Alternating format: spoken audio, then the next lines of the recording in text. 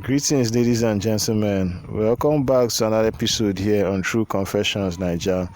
This is Uncle Ori, and the story you're about to hear comes from a message I received from one of our sisters, and the message reads like this.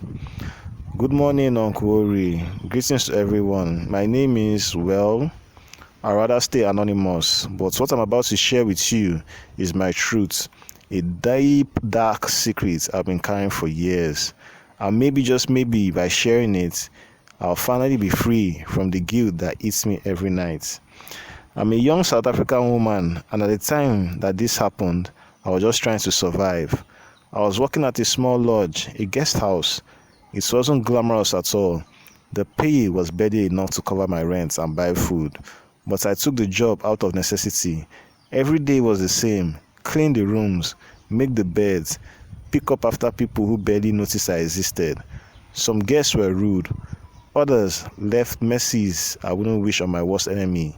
But I never complained, never. Because in this world, you don't cry, you hustle. Then one day, everything changed. I was cleaning a room like I always did after a guest checked out. And right there, on the bedside table, was a used condom. Still knotted, still fresh. Disgusting. Yes, but something about it made me pause. I stood there, frozen, and suddenly I remembered the man I once met. His name was Amma. I met Amma during a short trip to Johannesburg. We matched on a hookup site, and I wasn't really looking for love, just company, maybe a good time. But Amma was different. He was Nigerian, dressed sharply, drove a flashy car, and spoke with a strange mix of charm and mystery. He told me he had ways of making money, spiritual ways, ritual ways. He laughed once and said, "Do you know people throw away wealth every day and they don't even know it?" Then he winked and held up a used condom. He said, "Even this can bring you millions." At that time, I thought he was joking, or maybe just crazy. I didn't take him seriously until that moment, standing in that guest room, holding that same item in my glove covered hands. That's when I did something I never imagined I could do. I slipped it into a small plastic bag, tied it tight, and took it home. That night, I called Amma. When I told him what I had, his voice lit up like Christmas morning. He said, "Bring it to me. I'll pay you 2,000 rand per one. And if you bring me more, I'll double it. 2K for trash? That's more than I made in a week cleaning toilets." So I went to Johannesburg the next day. Amma lived in a fancy apartment in a high-rise building. From the outside, it looked beautiful, but inside was darkness. His place smelled of incense and something else I couldn't place. Every corner had candles burning. There were glass jars filled with strange liquids, some thick, some red, others glowing oddly. Herbs hung from ceiling. Clay pots sat in rows on the floor. I saw carvings, bones, a human skull, or maybe it was an animal. I didn't know, but something told me this wasn't superstition. This was real. Amma smiled and welcomed me in like an old friend. He showed me the money, cash in a black plastic bag, and true to his word, he gave me 2,000 for just that one condom. That's how it began. I started collecting more. I knew the lodge inside out. Which rooms had couples, which guests were most likely to use protection. Some even left boxes of condoms behind.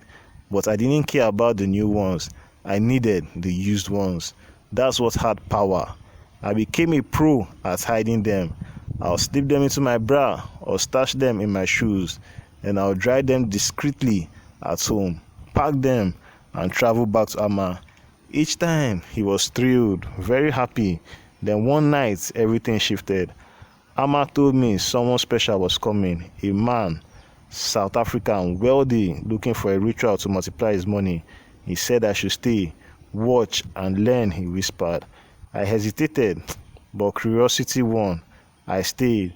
That night, the man arrived with 2 bodyguards. He handed Amma a big plastic bag full of cash. It must have been at least 100K.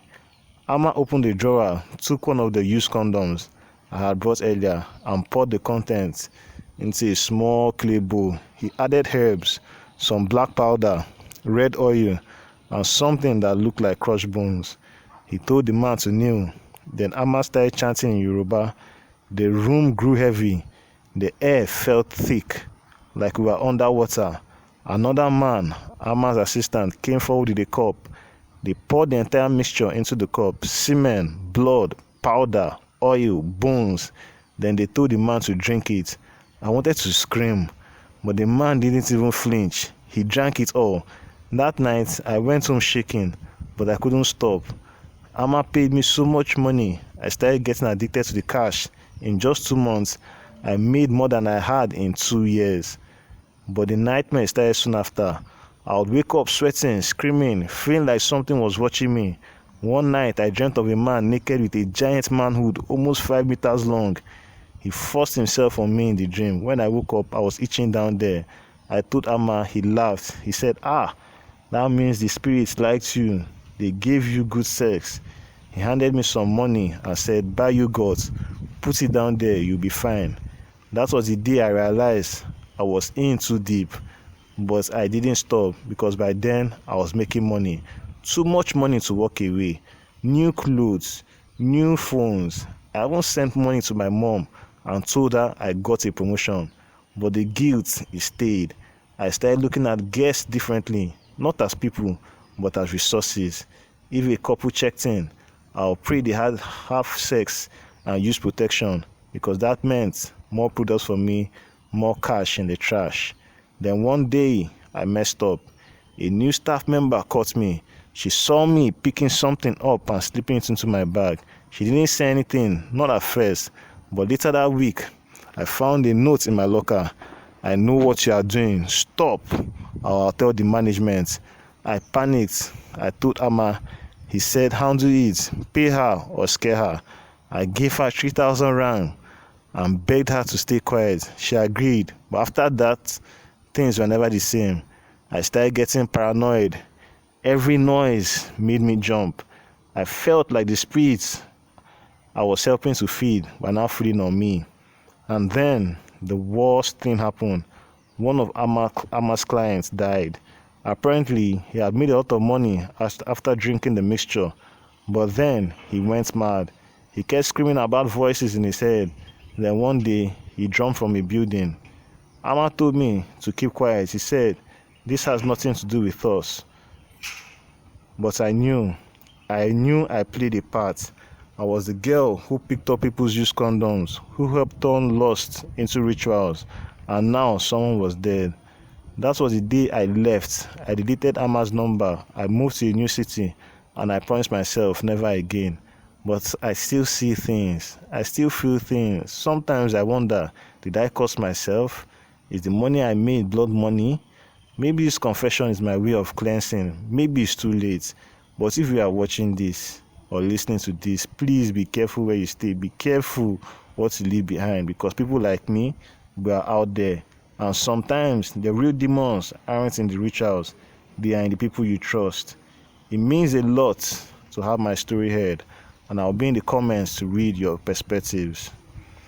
Dear listeners, right there was a message that was sent to me by one of our sisters. Let us try to talk to her in the comment section. Things they really happen for this our world. Now, wow.